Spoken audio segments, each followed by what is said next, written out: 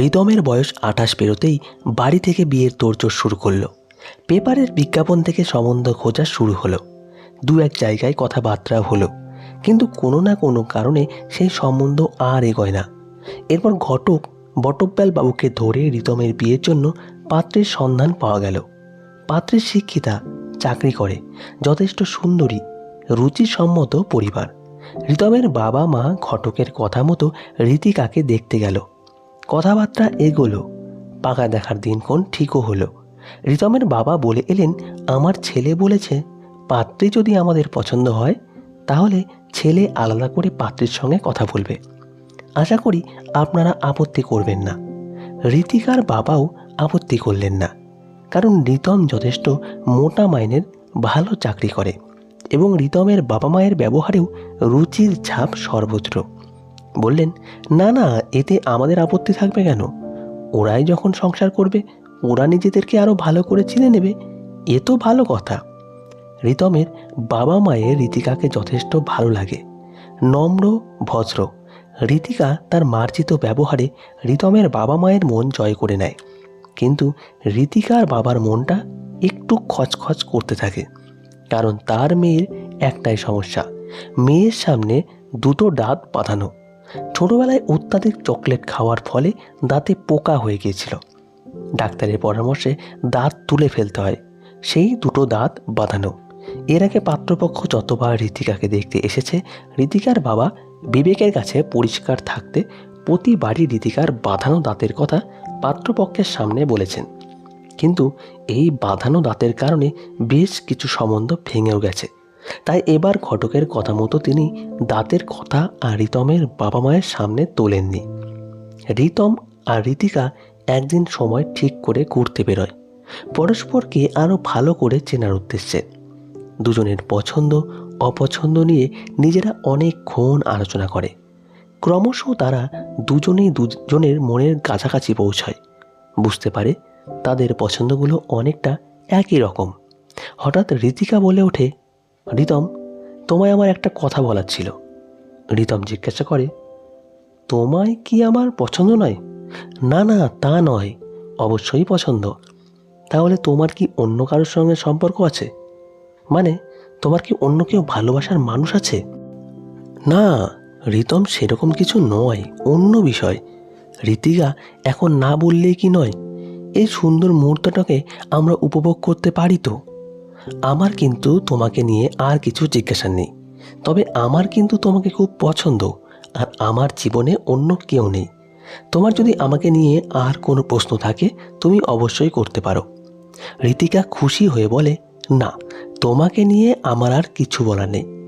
রিতম দুষ্টুমি ভরা হাসি মুখে এনে বলে, তাহলে এরপর যা কথা হবে সব ফুলশয্যা রাতে, তাই তো? ইস, কি নির্লজ্জ! লজ্জায় মুখ নামিয়ে নেয় রীতিকা। এরপর পাকা দেখা আশীর্বাদের অনুষ্ঠান পেরিয়ে মহা ধুমধাম করে বিয়ে হয়ে যায় রিতম থেকে রীতিকার। বিয়ে করে বউ নিয়ে আসে রিতম। রিতমের পাড়া পড়শি আত্মীয় স্বজনরা রীতিমতো প্রশংসায় ভরিয়ে দেয় রীতিকাকে। বলতে থাকে, রিতম রীতিকা যেন রাত জটক। বৌভাতের অনুষ্ঠানেও নজর কেড়ে নেয় রীতিকার সাজ, সৌন্দর্য আর হাসি। বৌভাতের অনুষ্ঠান শেষে রাত প্রায় একটায় ঘরে ঢোকে রিতম রীতিকা। যে কোনো নবদম্পতির কাছে বহু প্রতীক্ষিত ফুলশয্যার রাত। বেনারসি ছেড়ে গয়না খুলে হাত মুখ ধুয়ে একটা নতুন লাল শাড়ি পরে রীতিকা। নতুন বউয়ের মতো ঘোমটাও দেয়। নিজের ধুতি পাঞ্জাবি খুলতে খুলতে রিতম বলে ওঠে, কি সুন্দর লাগছে তোমাকে। রীতিকা, তোমার থেকে চোখ ফেরাতে পারছি না। রীতিকাও কপট রাগ দেখিয়ে বলে, খালি বাজে কথা। রিতম ফ্রেশ হয়ে এসে দেখে ফুলে সাজানো খাটের ওপর রীতিকা লাজুক মুখে বসে আছে। যতই বিয়ের আগে তাদের দেখা হোক, কথা হোক, মেয়েরা বোধহয় এরকম কিছু মুহূর্তে বেশি লজ্জা পায়। রিতম আস্তে আস্তে রীতিকার ঘোমটা সরাতে থাকে। রীতিকা একটু বাধা দিয়ে বলে, রিতম, তোমাকে যে কথাটা বলবো বলেছিলাম। রিতম রীতিকার মুখ হাত দিয়ে আটকে বলে, এখনই কি তোমায় সব কথা বলতে হবে? পরে কি আর সময় পাবে না? আমারও তো অনেক কথা বলার আছে। রিতম রীতিকার গালে একটা ভালোবাসার চুম্বন এঁকে দেয়, তারপর নিজের ঠোঁট নিয়ে যায় রীতিকার ঠোঁটের কাছে। রীতিকা রিতমকে থামাবার চেষ্টা করে, কিন্তু রিতমের আবেগের কাছে সে বাধা কিছুই নয়। রিতম ঋতিকার ঠোঁটের উষ্ণতা গ্রহণ করে, মুখের আরও গভীরে প্রবেশ করে। দুজনেই তখন গভীরভাবে পরস্পরকে পাওয়ার চেষ্টায় মত্ত। হঠাৎ ছন্দপতন। রিতম বেশ তীক্ষ্ণতার সঙ্গে ঋতিকার মুখ থেকে নিজের মুখ সরিয়ে নেয়। ঋতিকা মাথা নিচু করে বসে থাকে, অনুভব করে মুখের ভেতরে তার বাঁধানো দাঁত খুলে গেছে।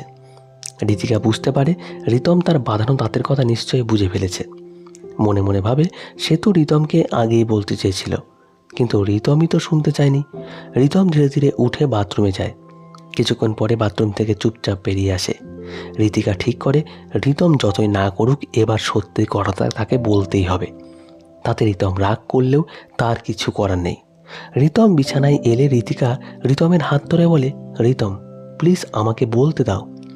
রিতম আবার ঋতিকাকে থামিয়ে দিয়ে বলে, আগে আমার বাঁধানো দাঁতটা ফেরত দাও আর নিজের বাঁধানো দাঁতটা ফেরত নাও, তারপর যা বলার বলো। ঋতিকা হাঁ করে রিতমের দিকে তাকিয়ে হাসবে না কাঁদবে ভেবেই পায় না। রিতম বলে, বাথরুমে গিয়ে অনেক চেষ্টা করলাম, কিন্তু কিছুতেই সেট করতে পারলাম না। তখন বুঝলাম এটা আমার নয়। ঋতিকা অবাক বিস্ময়ে রিতমকে বলে, মানে তোমারও? রিতম দুঃখ দুঃখ মুখ করে বলে, ছোটবেলায় খেলতে গিয়ে পড়ে দাঁত ভেঙে গিয়েছিল। পরে ইনফেকশন হতে ডাক্তারের কথা মতো দাঁত তুলে ফেলে ফলস দাঁত লাগিয়েছিলাম, কিন্তু বাঁধানো দাঁতগুলো যে এরকম মোক্ষম সময়ে প্রতারণা করবে তা আর বুঝিনি। ঋতিকা হাসতে হাসতে রিতমের গায়ে ঢলে পড়ে। আর এভাবেই এই গল্পের সমাপ্তি হয়। তো বন্ধুরা, হাসি পেলে তো? হাসি পেলে অবশ্যই একটি লাইক করবেন এবং কমেন্টে আপনার মতামত জানাবেন। ধন্যবাদ।